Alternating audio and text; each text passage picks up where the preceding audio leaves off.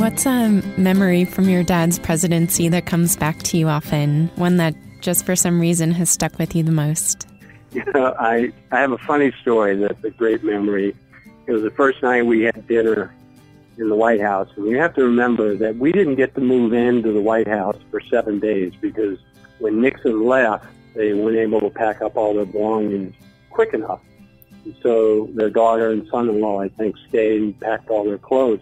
So we had to go back to our little house in Alexandria, Virginia, and for the first 7 days of Dad's presidency. And I remember that first meal after Dad became president, after he got sworn in that day.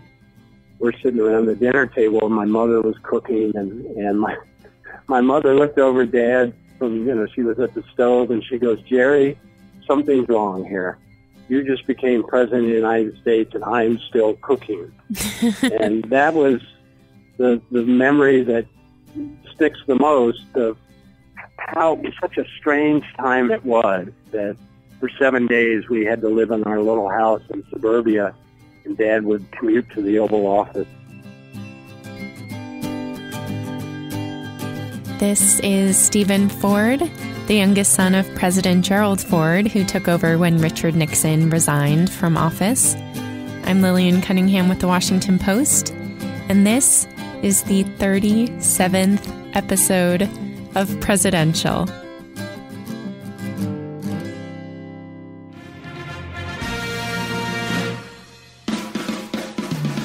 I shall resign the presidency effective at noon tomorrow. What your country can do for you. A date which will live in infamy.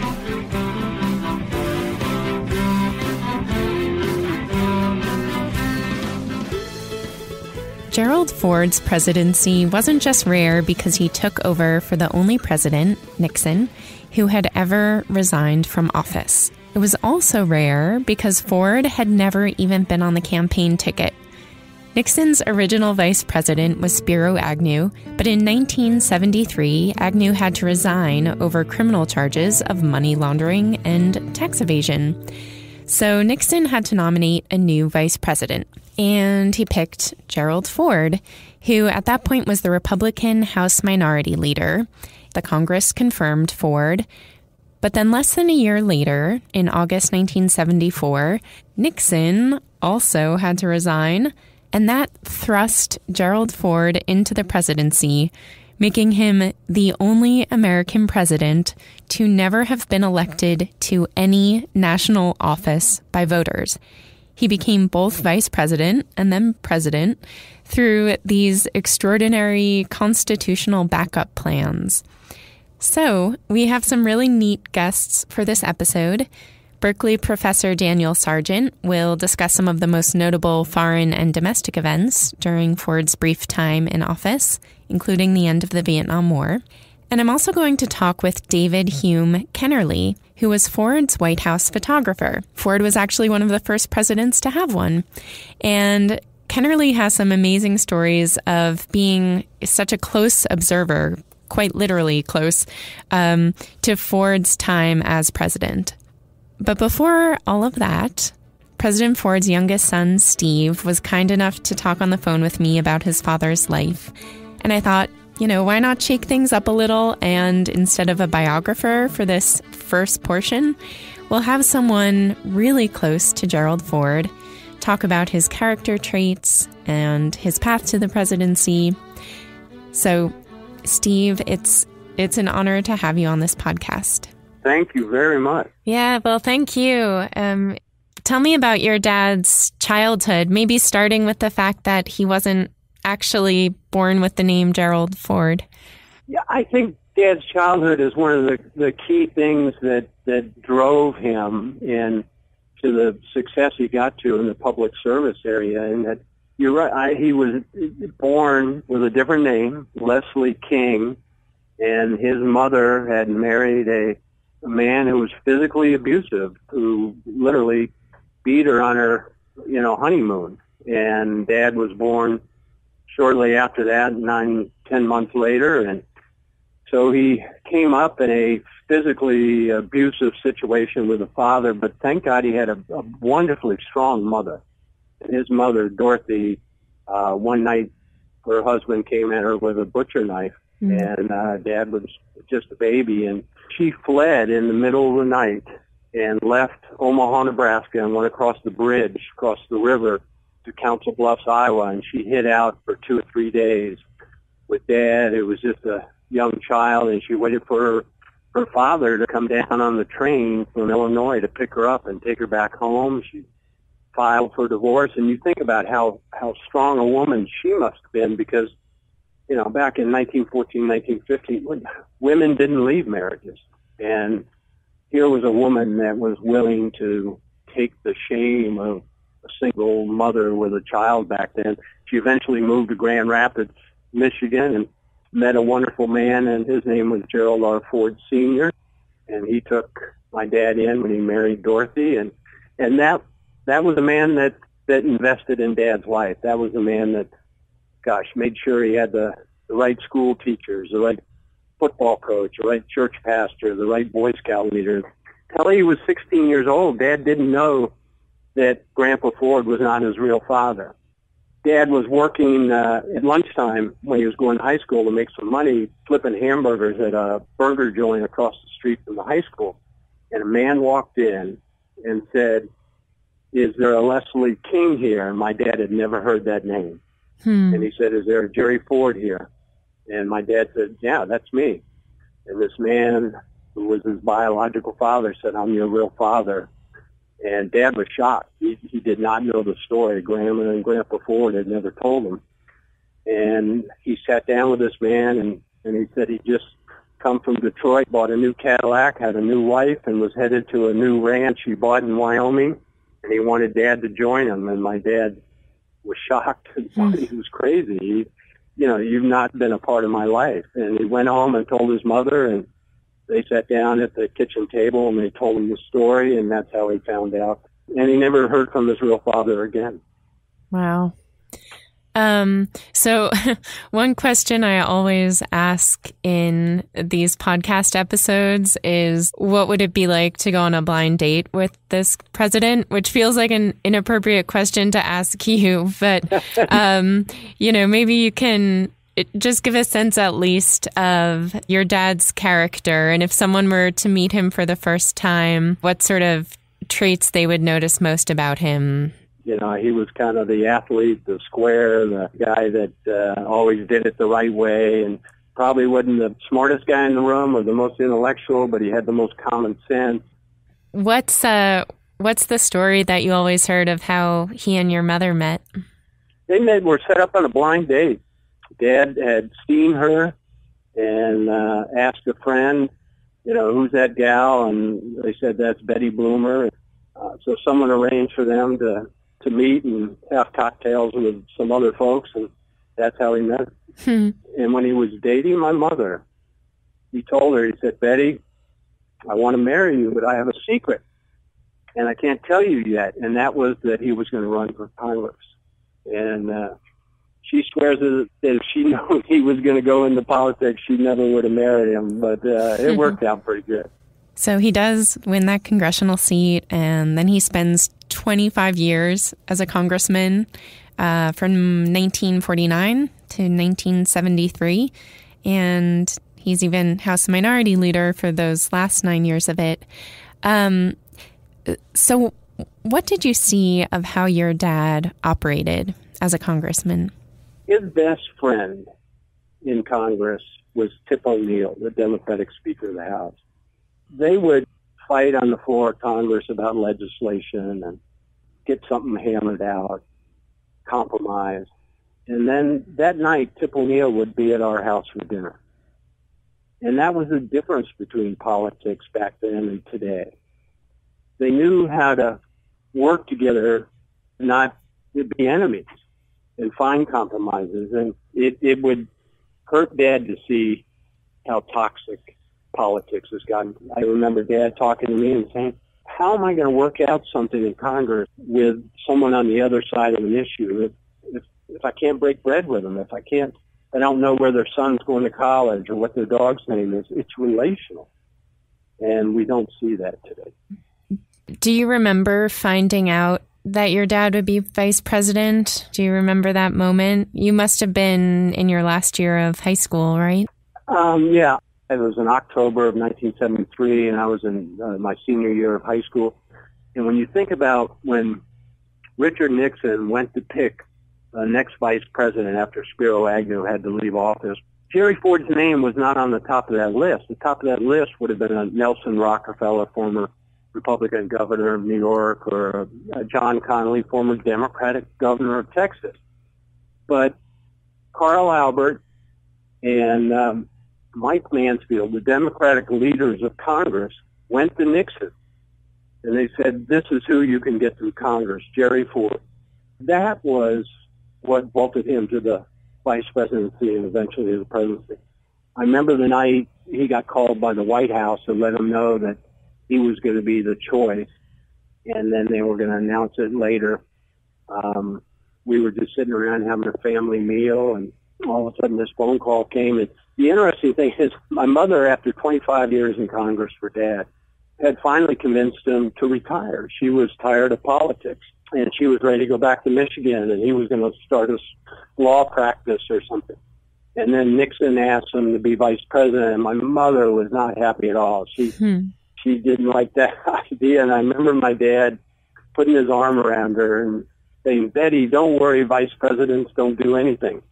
And that didn't really work out. And the next thing you know, 10 months later, because of Watergate, we end up in the White House. Do you think he ever had aspirations to be president, or Congress was really his dream job? Dad never had aspirations to be president. I never heard him talk about anything like that. His aspiration was to be Speaker of the House for the Republican majority, and that never happened. Yeah, and do you remember the moment you found out he was actually going to be president? I do. I remember that it all happened very, very quickly, and I think most people remember those pictures of Richard Nixon boarding the helicopter and waving at his staff, family, and friends. As we backed off, got out of the way as the helicopter took off, and we headed into the East Room of the White House for Dad to be sworn in.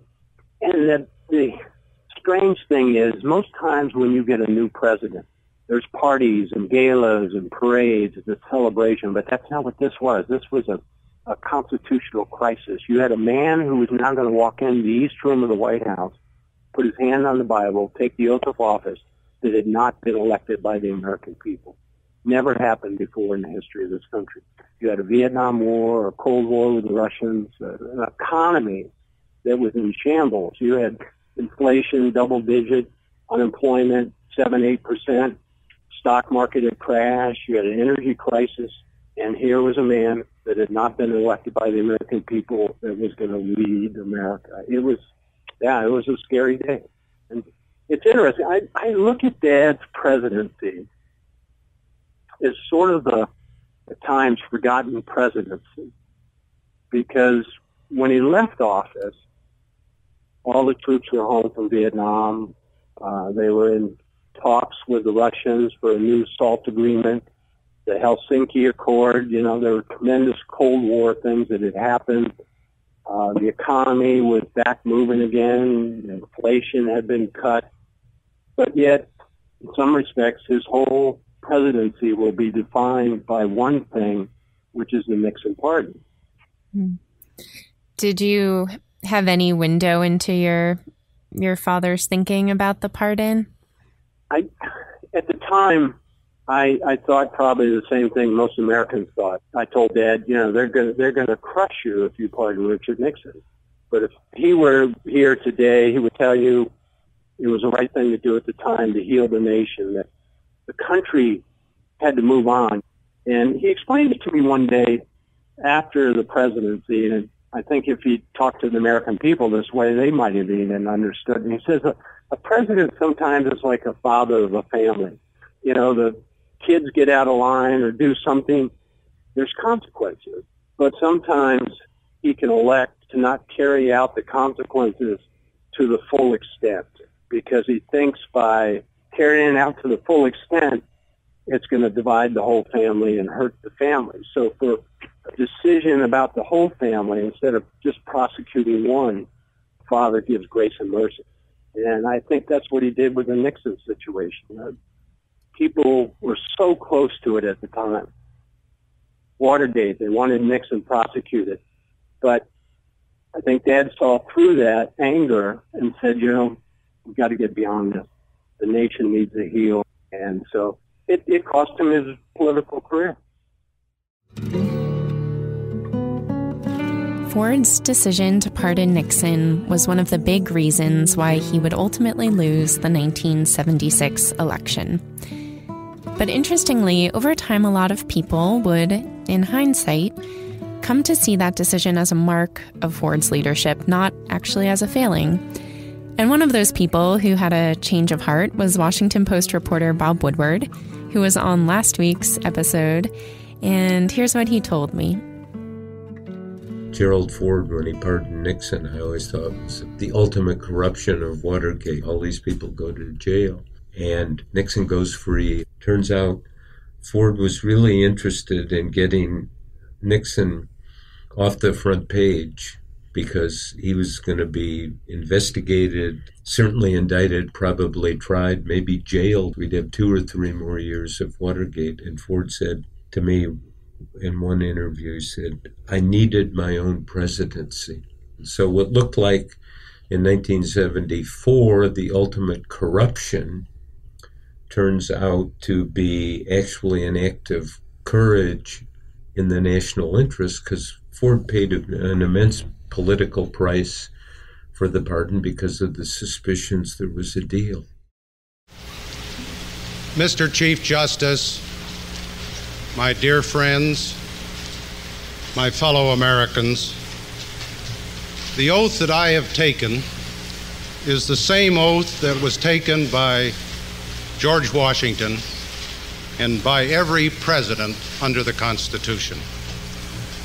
But I assume the presidency under extraordinary circumstances never before experienced by Americans. This is an hour of history that troubles our minds and hurts our hearts. Therefore, I feel it is my first duty to make an unprecedented compact with my countrymen. Not an inaugural address, not a fireside chat, not a campaign speech. Just a little straight talk among friends, and I intended to be the first of many. I am acutely aware that you have not elected me as your president by your ballots. So I ask you to confirm me as your president with your prayers. These are remarks that Gerald Ford gave on August 9th, 1974, following his swearing in. My fellow Americans, our long national nightmare is over. Our Constitution works. Our great republic is a government of laws and not of men. Here, the people rule. But there is a higher power. By whatever name, we honor him, who ordains not only righteousness but love, not only justice but mercy. As we bind up the internal wounds of Watergate, more painful and more poisonous than those of foreign wars, let us restore the golden rule to our political process. So now to talk about Ford's presidency is Daniel Sargent. He's an associate professor at the University of California, Berkeley, and he's an expert on policy and history of the 1970s. Well, thanks so much for talking with me, Daniel. No, I'm delighted to. So we know the political backdrop for Ford taking over the presidency, Nixon's resignation, and the public's lack of confidence in their leadership now. But why don't you just set the scene for what's going on outside the White House at this time when he takes over the office? Absolutely. It's sort of a mixed picture when Gerald Ford becomes president. Economically, the situation is really quite serious. The oil crisis that unfolds in the winter of 1973 to 1974 has a pretty catastrophic impact. It triggers the severest recession of the post-war era. Policymakers are confounded by the combination of stubborn inflation and economic recession. There's a great deal of political clamoring for leaders in Washington to put Americans back to work and put the economy back to rights. In foreign policy, the aftermath of the oil crisis creates a set of serious challenges in the Middle East. The 1970s, I think, in a lot of ways, represent a kind of hinge between the classic, kind of bipolar world that comes into being at the end of the Second World War, and the more chaotic, less organized, less coherent world that we inhabit today. So, look, it's during the 1970s that the United States, goes from being a net exporter of oil and money to the world to being a net importer of oil and money. It's in the 1970s that the Cold War ceases to be an overriding preoccupation, although it will resurge, briefly in the 1980s under Reagan, and begin to, contemplate new kinds of leadership role and responsibility for the United States. The Vietnam War, obviously, is also coming to an end. What about Ford's character and his time in Congress, his career up until this point, has equipped him well to start tackling some of these challenges? And then, conversely, what was he less suited or at least less prepared to have to handle as president? Ford, crucially, is a man of the Congress.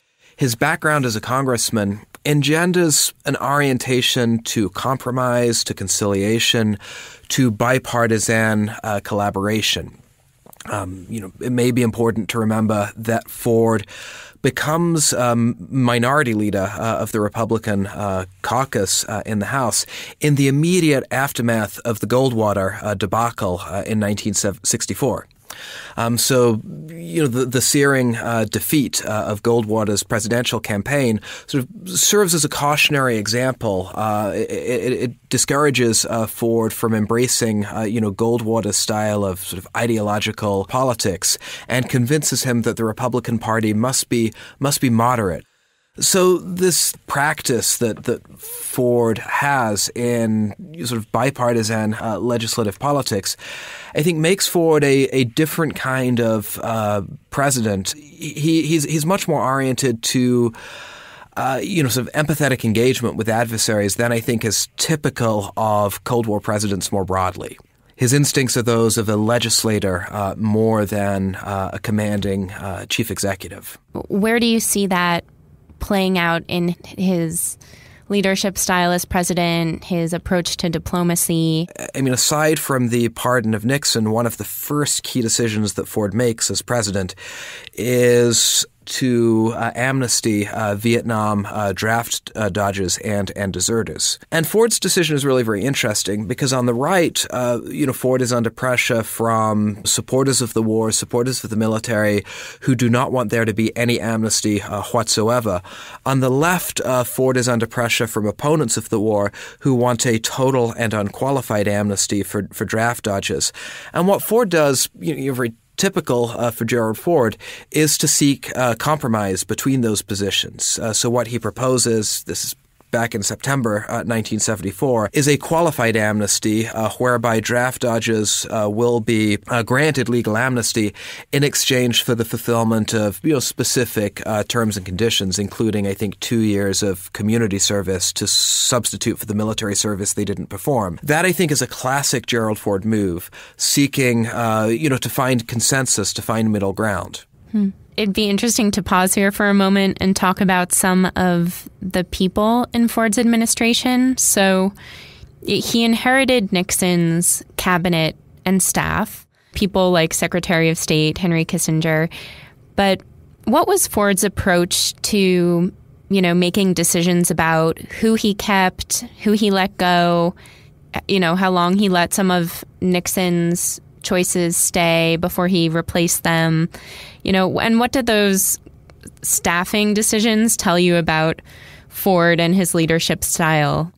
Okay, first thing is that the presidential transition that occurs in August 1974 is totally unique in the annals of American political history. Every other vice president who becomes president under tragic circumstance. When Lyndon Johnson takes over from President Kennedy in November 1963, the way that Johnson sort of legitimates himself as president is to wrap himself in the mantle of his deceased predecessor. Ford uniquely has to achieve legitimacy by situating himself, at least to some extent, in opposition to a disgraced, predecessor, and that's a very unusual kind of challenge. For the purposes of sustaining managerial continuity, Ford does persevere with Alexander Haig as White House Chief of Staff for a little bit more than a month. But Ford, from the very beginning, is convinced that Haig cannot remain as a long-term White House Chief of Staff. Haig had controlled the paper flow to the president. He had controlled the president's schedule. Haig really substituted as a kind of deputy president who mediated access to the president for the broader White House staff. Ford wants a much flatter organizational structure. So what he tries to create initially with Donald Rumsfeld as his new chief of staff, Rumsfeld's appointed in late September, is a more open, kind of administrative structure within the White House. And what would you consider, some of the most interesting and significant relationships that he had? The dynamic between him and Kissinger, or... When Nixon meets with Ford upon the cusp of his retirement, he tells Ford, the one essential man, the one man whom you must keep, whom you cannot replace, is Henry Kissinger. And Ford does keep Kissinger through the entirety of his presidency, and he's an immensely powerful Secretary of State. I think Ford broadly shares Kissinger's vision for what U.S. foreign policy ought to be, and that engenders a pretty positive working relationship between the two. So let's talk a little bit about Ford's leadership on the global stage. How do you see his approach to diplomacy and his relationship with other foreign leaders being different from some of his predecessors? I think that Ford's personal diplomacy was one of his great strengths as president. Ford, as he becomes president, is, of course, immediately and famously acclaimed by the domestic media for his humility, for his openness, his candor, his honesty. Those basic and defining human characteristics, I think, also serve Ford very well in the international arena. During 1974, there are also significant leadership transitions in Germany, in France, and in Great Britain. And Ford very quickly forges excellent working relationships with the new leaders of each of those countries. As a result, in part, of those close personal ties, the mid-1970s become a sort of heyday of cooperation within the Western Alliance. It's during this phase that the G7 summits are set up as a framework for coordinating economic policy, and the fruits of that cooperation, the G7 summit, continue to the present day. When you look at U.S.-Russia relations in particular, then, how important do you think the chapter that is Ford's presidency, how important do you think that chapter is in the overall story? I think it's important to remember that Watergate really plunges the future of U.S.-Soviet relations into considerable uncertainty. In the Kremlin, there is not a lot of comprehension as to why Nixon is being removed from the presidency. From the standpoint, of course, of Communist Party leaders who seized power in a violent coup d'etat, the idea that a president could be removed over a comparatively minor legal infraction is not intuitively obvious. And what Ford accomplishes is to very quickly restabilize the working relationship that Nixon and Kissinger built. Ford is a very genial, easygoing character, and his geniality, I think, is a powerful lubricant to smooth U.S.-Soviet relations. Ford, for example, goes to Vladivostok at the end of 1974 to negotiate the terms of a new arms control agreement with Leonid Brezhnev. He very quickly builds a good rapport with Brezhnev. In one memorable gesture, as he's departing from the Soviet Union, Ford takes off the coat that he's wearing, which is a kind of luxurious wolfskin coat, and gives it to Brezhnev as a parting gift, a gesture that Brezhnev seems to very much appreciate. The two men achieve a good working relationship thanks, I think, to Ford's candor, his generosity, his openness. And this helps to sustain the relationship through a very difficult phase. But he was doing this all while taking some heat back home from Americans for it, who still, there are people who still think Russia is the kind of capital E enemy, and to engage with them in this way at all is the wrong choice, the wrong move for the American president, right? Yeah, I think that's absolutely right. Ford is dealing with a Congress that is dominated by progressive Democrats, the so-called Watergate babies.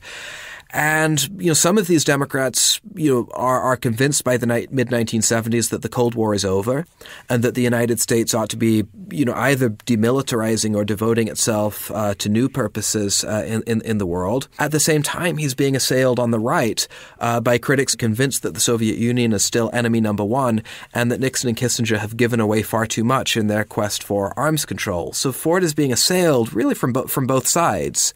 So skipping over to Vietnam, what sort of choices was Ford facing in terms of how to navigate the end to U.S. involvement in Vietnam?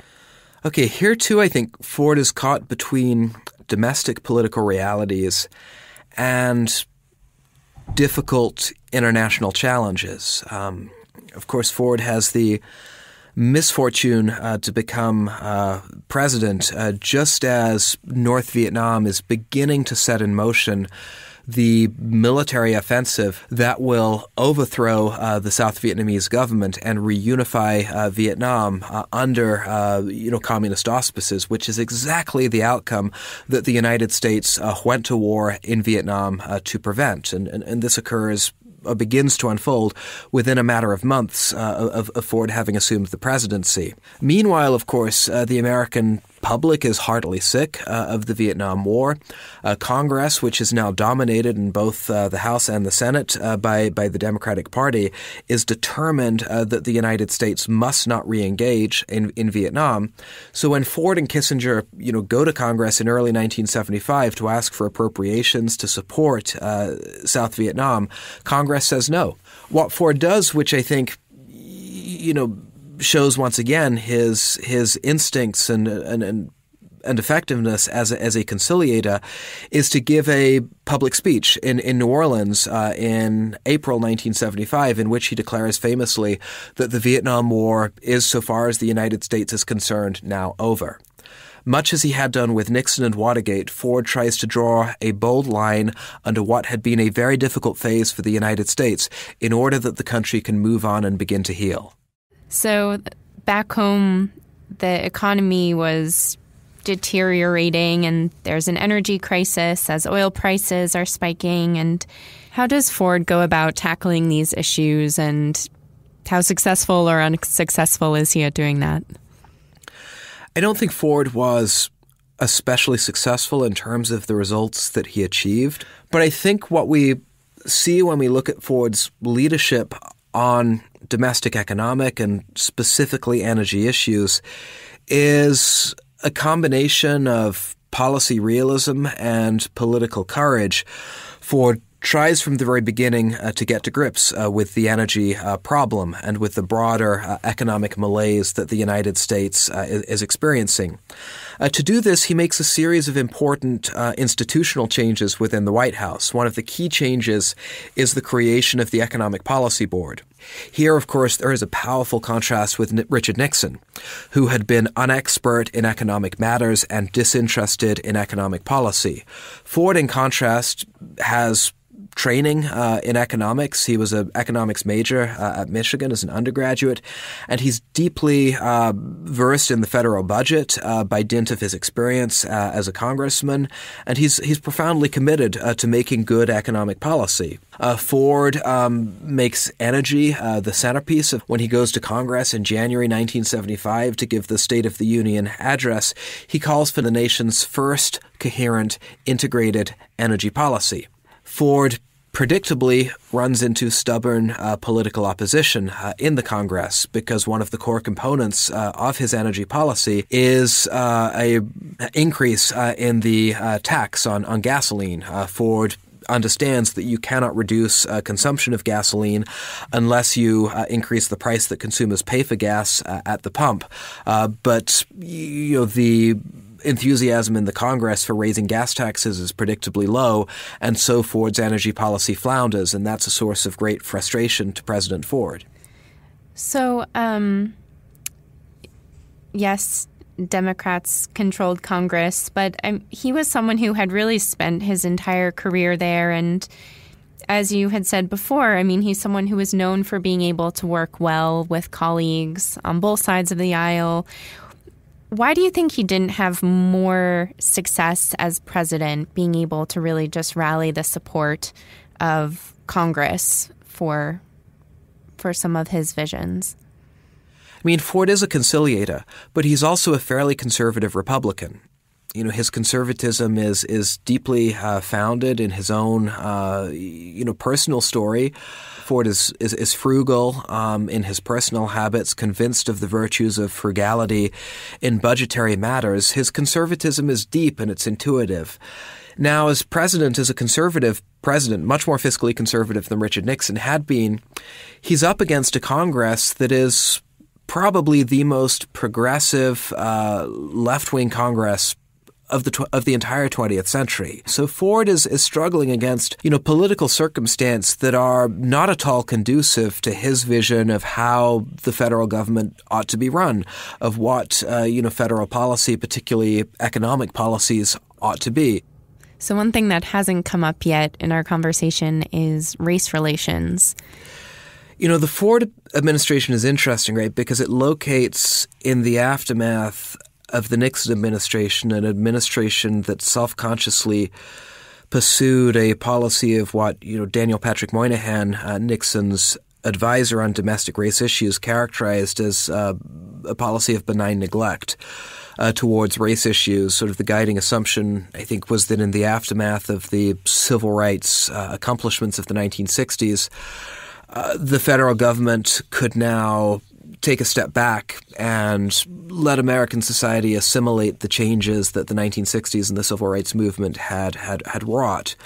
I don't see the Ford administration as marking a significant departure from that policy of benign neglect. I think one area in which race relations becomes a politically explosive controversy for the Ford administration has to do with the intersection of domestic race politics and foreign policy.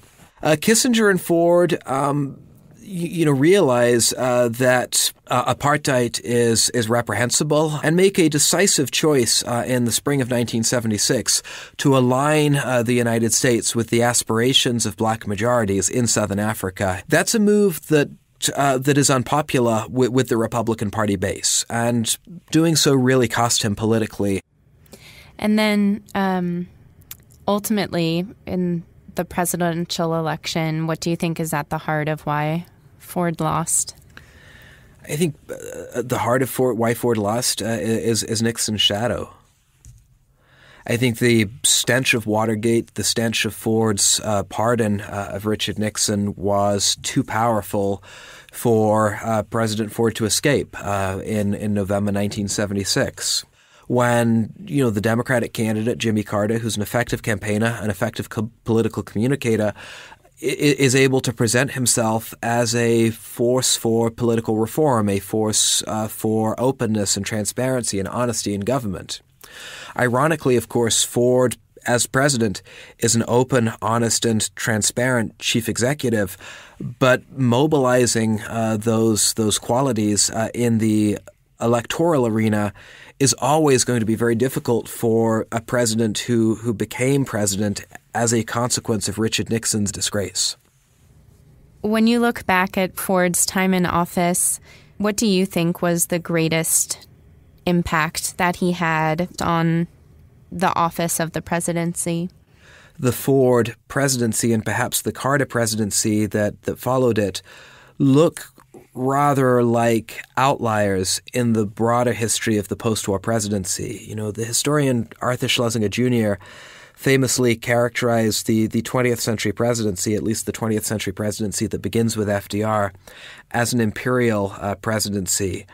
I think that Ford repudiates that imperial veneer, and Ford, strives to redress the sort of constitutional balance between the legislature and the presidency, a balance that really became distorted in the Johnson and Nixon years. Carter, I think, tries to do much the same thing. I think both present themselves as humble presidents, as presidents who are servants of the people, not personifications of sovereign power.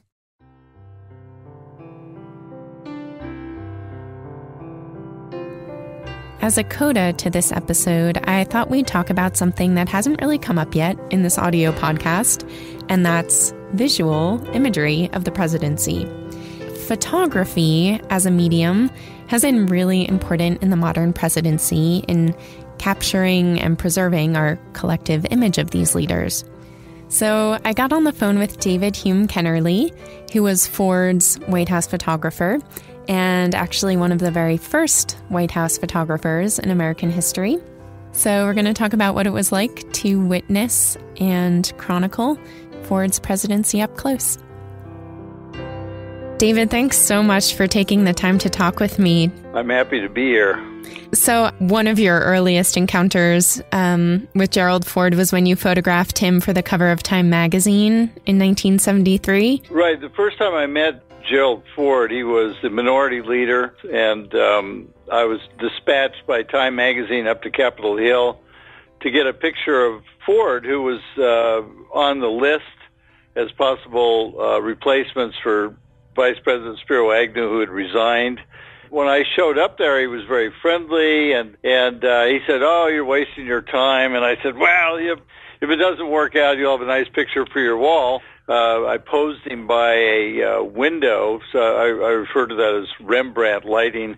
And later that night, Nixon announced he was going to be his choice, and that photograph ended up on the cover of Time. It was his first-time cover and my first-time cover. But, one of the things that I've thought about since then was he, at that moment, didn't know he was going to be picked. He tells this whole story about getting the phone call from Nixon, and he was on a line at his house. It didn't have a separate line, and so asked Nixon to call back so Betty could hear it. But if you think about what people go through these days and the vetting process, just to the nth degree, there was no vetting. I mean, it's pretty extraordinary if you think about it. Yeah. And it was that sort of first encounter that sparked like a beginning of a friendship and a working relationship between the two of you? Well, what happened after he was selected by Nixon, he had to go through this whole congressional process of hearings. So Time, something that they would never do these days, assigned me to cover him full time. And because of that, I went out to Vail with them when they were skiing, and I got to know him and Mrs. Ford and the family. Yeah, sorry, go ahead. Do you want me to talk about the night that he selected me to be his photographer? I was actually just about to say, tell me about that. But I can't.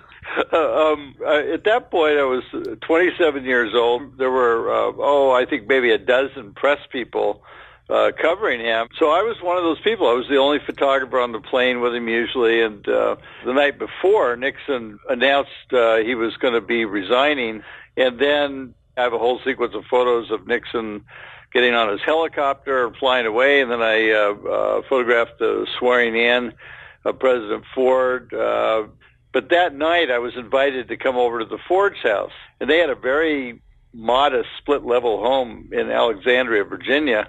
And at one point during the evening, President Ford said to me, "Do you mind staying? I want to talk to you after everybody else has left." And it wasn't like a big crowd. They had friends, and certainly some family members were there. And so we sat in his living room, and I never will forget this because I'm a kid from a little town in Oregon. I mean, I don't come from any political background, no money. My dad was a traveling salesman. And here I am sitting in the room with the President of the United States, which is like, I mean, it was one of those sort of out-of-body experiences. And he was puffing on his pipe, and I knew he was going to ask me about the White House photographer's job. I had grave reservations about it. I said, well, I'd be very interested in doing it on two conditions. One, I report directly to you, and two, I have total access to everything that's going on. And he kind of stopped smoking his pipe, and I thought, oh, this is great. I basically have just told the President of the United States to take his job and shove it. I wonder how my parents are going to react to this. And then he started laughing and said, "You don't want Air Force One on the weekends?" And that was pretty much it. The next day we concluded the deal. I started working for him, and those were the circumstances. I had full run of the place. Yeah. So, I mean, I think it would be interesting to hear you just talk a little bit more about what sort of access or lack of access presidential photographers had before you, and then how you did recast the role. Well, I think the history of the White House photo office started with President Lyndon Johnson, and his White House photographer was Yoichi Okamoto.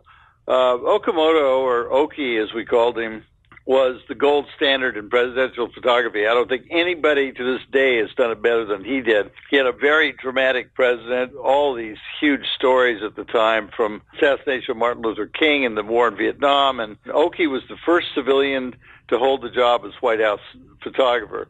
Ollie Atkins, Nixon's photographer, was second. I was the third. Oki was the Mozart of White House photographers. His photographs were extraordinary, not just like single photos, but telling whole stories, and it was unbelievable. And then when Ollie Atkins had the job, he had practically zero access. In fact, the Nixon photo archives are a desert. And then President Ford hired me, and I had remarkable access to not only the president, but the family, upstairs, downstairs. Did President Ford seem to just really understand and appreciate the power that images could have in his presidency, that he gave you such access? I think President Ford appreciated the images, but unlike Johnson, who was a very vain man, and Oki told me this, he would, if he didn't like the way a picture looked, even to sign it and send it out to somebody, he wouldn't do it. President Ford honestly cared less about that. He's more interested in doing his job and letting me do mine. And there were no two Gerald Fords. The man was not only selfless, but he treated everybody the same. And in private, in public, there wasn't a guy backstage making disparaging remarks about any ethnic group, like you've heard with Nixon tapes. And Gerald Ford was what you saw was what you got. He was a truly genuine, honest, wonderful human being. I found it so interesting, and I read that, you know, in 1975, while you were his photographer, that you went to Vietnam to document the war's toll by that point, and that when you came back, that Ford had wanted to see your photos from the trip, and that he had many of them put up in the West Wing so that they could serve as a reminder to him and his staff of the devastation. And I found that so powerful and so interesting that, you know, he could see the value not just in you photographing him, but that your eyes could serve as, you know, another set of eyes for him to see the world through. I don't think any president's ever had a briefing like I gave President Ford when I came back from Vietnam. Da Nang had fallen. I was up in Nha Trang when it had to be evacuated. I went over to Cambodia less than 2 weeks before it folded, and I shot all these pictures of refugees and really the human toll of what was going on. And it was very emotional for me because I'd spent 2.5 years in Vietnam. I knew a lot of the people who were being displaced. I had friends of mine that were begging me to take their children with them. When I showed the pictures of President Ford, I also told him that despite what anybody was saying, I thought Vietnam maybe had 3 or 4 weeks left before it was going to collapse, South Vietnam. And in fact, it happened 3.5 weeks later.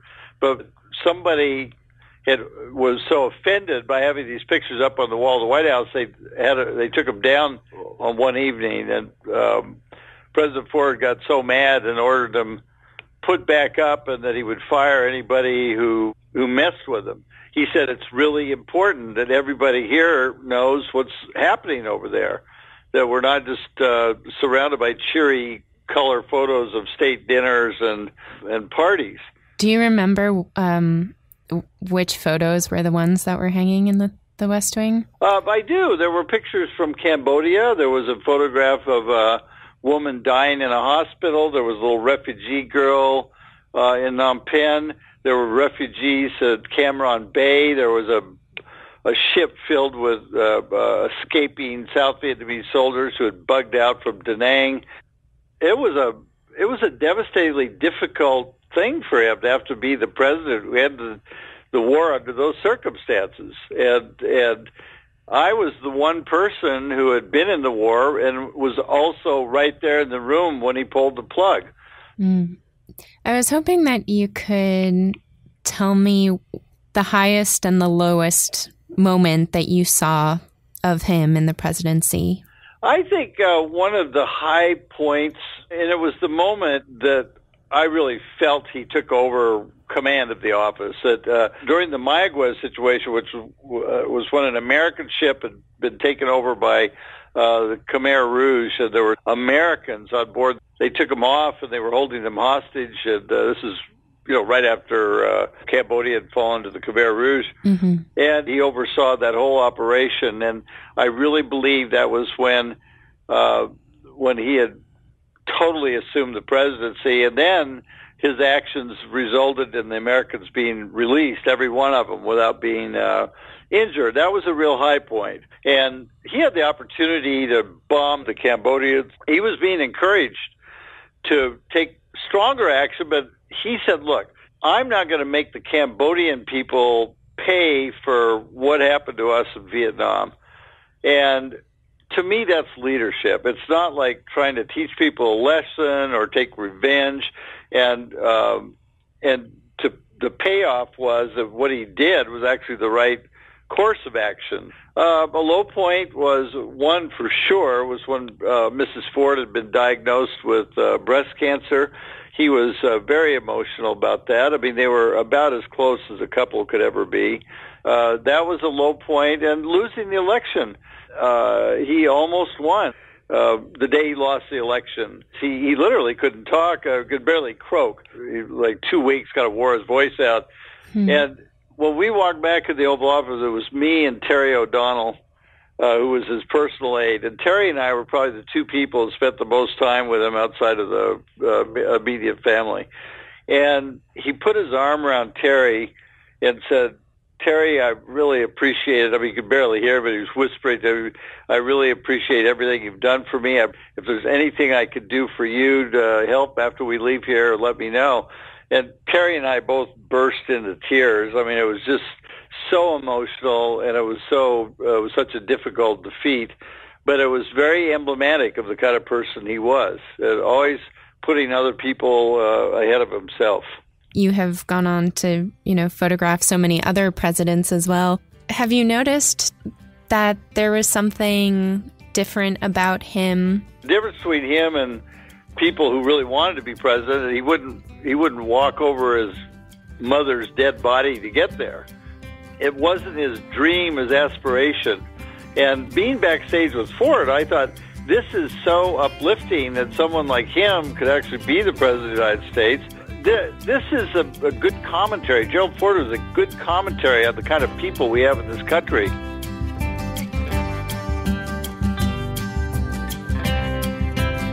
Many thanks to this week's guests, Stephen Ford, photographer David Hume Kennerly, and Professor Daniel Sargent. And many thanks to all of you for sending along so many ideas and so much encouragement for a possible second season. And I'll let you know as soon as we come up with what's next. In the meantime, if you don't already follow Presidential on Instagram, you should find us because I'm going to be sharing many of David's photographs of President Ford on Instagram all week. Our Instagram name is presidential_WP. You can find us there. Anyway, thank you for listening to this week's episode, for all your support, and we'll be talking about Jimmy Carter next week.